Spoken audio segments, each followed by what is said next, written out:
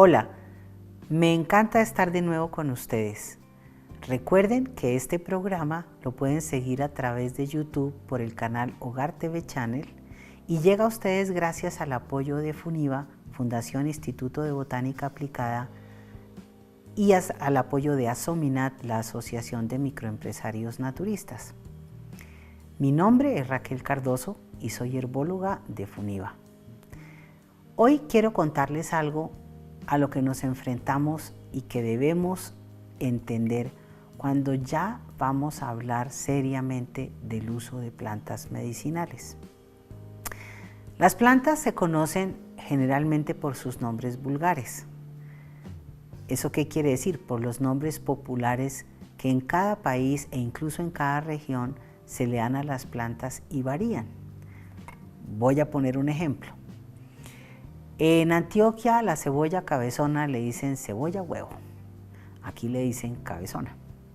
No sé en otros países, pero otro ejemplo muy fácil de ver cómo la cosa se puede complicar es la romasa.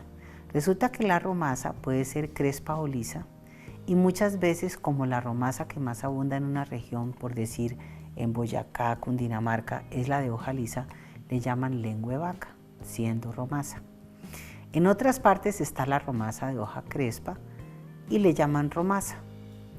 ¿Qué pasa cuando nosotros queremos hacer una fórmula herbaria y cómo vamos a asegurarnos de que eso que usted me está diciendo, esa planta de la que me está hablando, es la misma que yo aquí al otro lado del continente tengo? Eso se hace a través del uso de los nombres científicos. El nombre científico evita la confusión y precisa la planta. Es decir, si yo quiero que lo que voy a usar sea la romasa hoja crespa, el nombre que debo darle es Rumex crispus. Rumex, que significa la variedad específica de la planta, y crispus es el epíteto específico de la planta, que en este caso nos recuerda la forma encrespada de la hoja. Usar los nombres científicos tiene como objeto poder ser precisos a la hora de recomendar las plantas, es decir, no caer en el siguiente error. Cuando yo empecé con el estudio de las plantas, había un capítulo que se dedicaba a la arracacha, porque la arracacha tiene unas ciertas propiedades. Entonces yo hablé con una señora en los Santanderes, recuerdo tanto, y yo le decía, no, es que mire, es que usted tiene que consumir arracacha por esto y por lo otro y tal. Y entonces me decía, no, yo no conozco esa planta, yo no conozco, no tengo ni idea de qué me habla. Yo, Dios mío, ¿cómo hago? Entonces yo le decía, no, mire, es una que tiene una raíz amarillita. Entonces ella me empezó a hablar de otras cosas, bueno, en fin. Al poco tiempo me volvió y me llamó, me dijo, no, es que usted me estaba hablando del apio. Y yo, pero ¿cómo así del apio?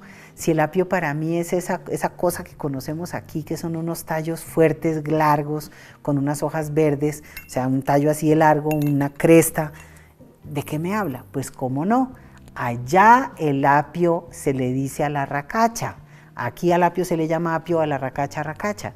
Entonces eso lo que me hizo ver fue la importancia que hay que darle al uso de los nombres científicos cuando uno va a abordar el tema de utilizar plantas medicinales y hacer preparaciones herbarias para la salud.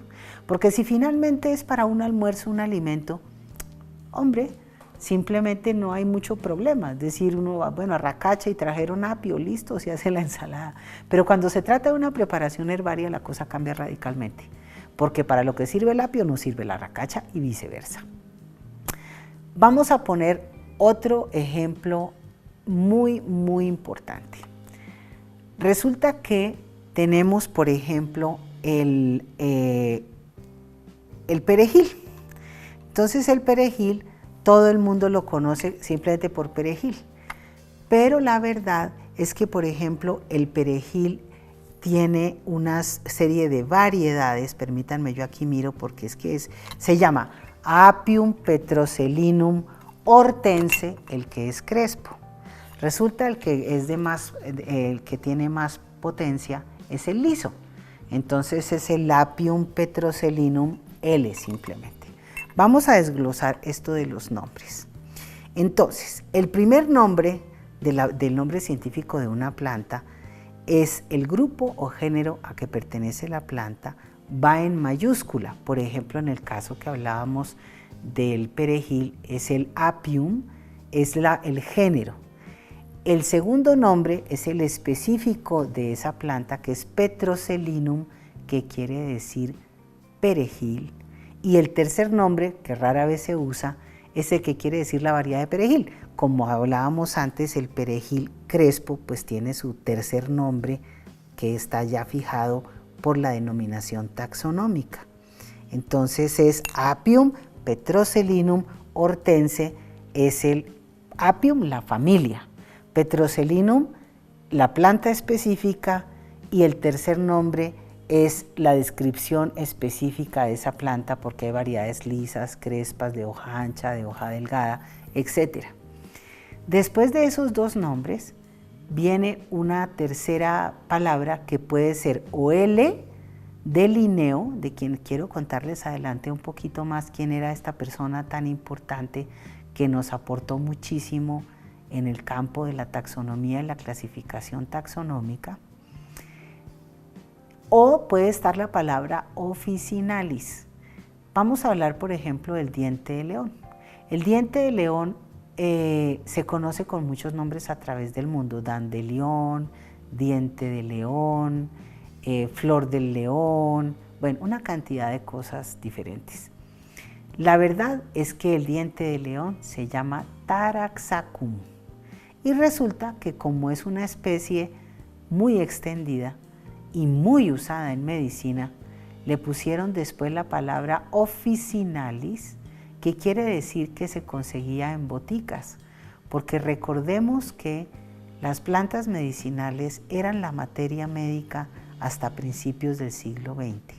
Es decir, usted iba a la botica y pedía ciertas plantas o en preparaciones o trituradas o hechas en fórmulas magistrales por la botica, pero la mayoría de los remedios que se encontraban en las boticas eran basados en plantas.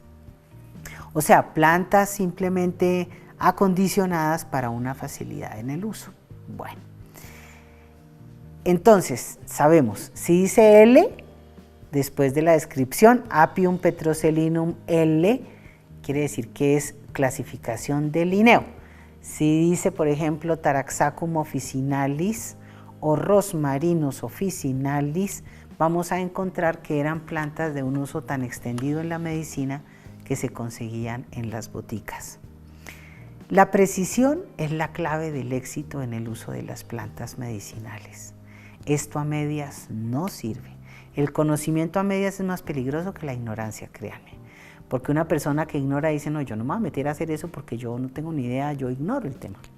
Pero una persona que sabe a medias y que cree que con saber a medias lo que puede es envenenar a las personas. El conocimiento preciso es la clave. Y ese conocimiento preciso parte de denominar las plantas ya a la hora de hacer remedios caseros, de hacer preparaciones herbarias. Es la importancia de denominar la planta con su nombre exacto, de tal manera que no se preste a confusiones. Yo quiero contarles un poquito quién era ese señor Linneo. Carl von Linneo era un naturalista y médico sueco que nació en 1707. Desde muy joven, él empezó a clasificar los vegetales, lo que llama clasificación binaria, fundado en los caracteres de los estambres y los pistilos. Esa era una clasificación que él se inventó, era puramente convencional, pero que tuvo mucho éxito. Y así él pudo empezar a hacer una gran compilación de plantas medicinales, de taxonomizar, es decir, fijándose en cómo era la planta, cómo eran estambres, cómo eran pistilos, cómo eran las hojas, qué forma tenían las hojas, cómo se distribuían alrededor del tallo, porque algunas se distribuyen en parejitas, otras se distribuyen exactamente una abajo de la otra, opuestas, etc. Él creó una clasificación taxonómica que subsiste hasta nuestros días y que realmente ha permitido a los herbólogos, que recuerden que es el arte y la ciencia de curar con plantas medicinales, prevenir la enfermedad y nutrir los órganos para que ellos mismos se mejoren, es lo que ha permitido que los herbólogos a través del mundo nos entendamos, porque es que ni en la cocina los nombres vulgares funcionan. Hay un ejemplo muy fácil para esto. Cuando uno mira recetas que vienen de España o de Europa traducidas a español de España, entonces hablan de las alubias, de las judías, y uno se saca los ojos y dice, no, yo ese plato no lo puedo preparar aquí porque eso aquí no hay. Resulta que son las mismas habichuelas.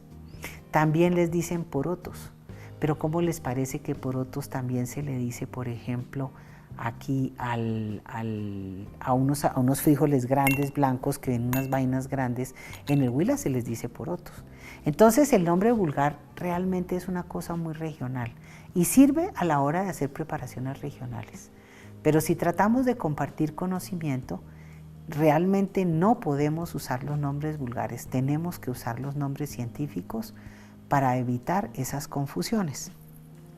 Así como esos ejemplos, hay muchos que ustedes deben ver y que si han hecho recetas se darán cuenta que las cosas que la cosa está así. Linneo tuvo otra gran contribución. Él ya estaba en un estado, digamos, que no le permitía viajar cuando con Carlos III, el rey Carlos III, lo convidó a visitar España. Él ya no podía viajar y él mandó a un discípulo de él que se llama Loveday. ¿Y cómo les parece que ese señor después vino a América Latina, América del Sur, y él fue uno de los grandes clasificadores de las plantas de América Latina, que subsiste en un libro que se llama Iter Hispanicum y Plantae Surinamenses, que es una cosa que se hizo en 1775, que se dedicó a la flora suramericana. Ese es uno de los compendios que se toman como texto de referencia, porque allí, aparte de describir la planta, en algunas de ellas se describió el uso popular o etnológico que se le daba a la planta por parte de los grupos humanos aquí en Colombia.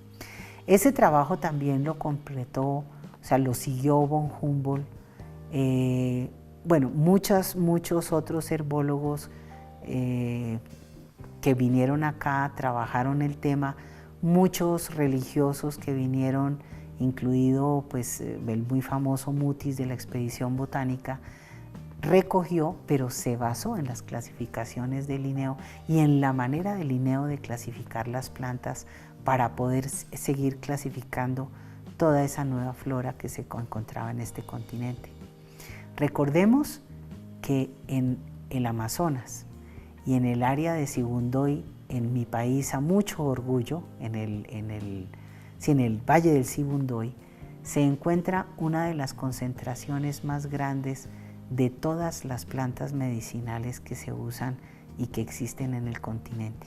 Es una de las regiones con más riqueza etnobotánica, con más diversidad y donde el conocimiento, pese a los embates de la industria farmacéutica y del desprecio de la medicina alópata, se ha conservado. Allí hay muchísima materia para explorar y afortunadamente hay una clasificación científica que nos permite determinar con exactitud las plantas que debemos usar en la curación de nuestro cuerpo y en el retorno de la salud por medios naturales. Recuerden pues que el nombre científico importa, que es el que se debe usar a la hora de enfrentar la preparación de remedios herbarios, y recuerden que siempre pueden comunicarse con nosotros a los contactos que ustedes ven en pantalla para despejar dudas, para capacitarse en el uso científico técnico de plantas medicinales, para que le podamos asesorar en sus problemas de salud, recomendar productos de reconocida calidad, y que nos pueden seguir a través de Hogar TV Channel por YouTube, donde ustedes pueden volver y buscar estos programas cuando su contenido no les haya quedado claro o necesiten refrescar conceptos. Realmente es un gran placer poder compartir con ustedes e inculcar la importancia de usar los nombres precisos para las preparaciones herbarias. Es por ese motivo que yo quise hoy hablarles del señor Linneo, quien hizo un trabajo muy importante en la clasificación taxonómica, y tratar de motivar a los jóvenes para que en esa poca botánica que ven en el bachillerato se fijen mucho en cómo se construyó esta clasificación, porque con esos conceptos podemos salir a la naturaleza y muchas veces con estas clasificaciones poder hacer un acercamiento a una planta desconocida. Muchos de nuestros herbólogos se han encontrado con plantas desconocidas y han podido llegar a su clasificación por medio de esta taxonomía que planteó Linneo. Entonces, nuevamente, agradezco su presencia, agradezco que me permitan llegar a sus hogares y ante todo, les pido que recuerden esta información, que la practiquen para la salud de ustedes, la de su familia, y que tratemos siempre de buscar los medios naturales de restaurar nuestro cuerpo, porque es evidente que la química alópata, si bien es cierto que en algunos casos puede ser muy útil, en la mayoría de las enfermedades lo que hace es manejar los síntomas, pero no recuperar la enfermedad. Siempre el retorno a la naturaleza y a los remedios naturales será la clave para una vida larga, sana, feliz y libre, porque el conocimiento nos hace libres y la libertad nos permitirá recuperar nuestra calidad de vida y nuestra salud. Muchas gracias por permitirme entrar en sus hogares y recuerden seguirnos por Hogar TV Channel.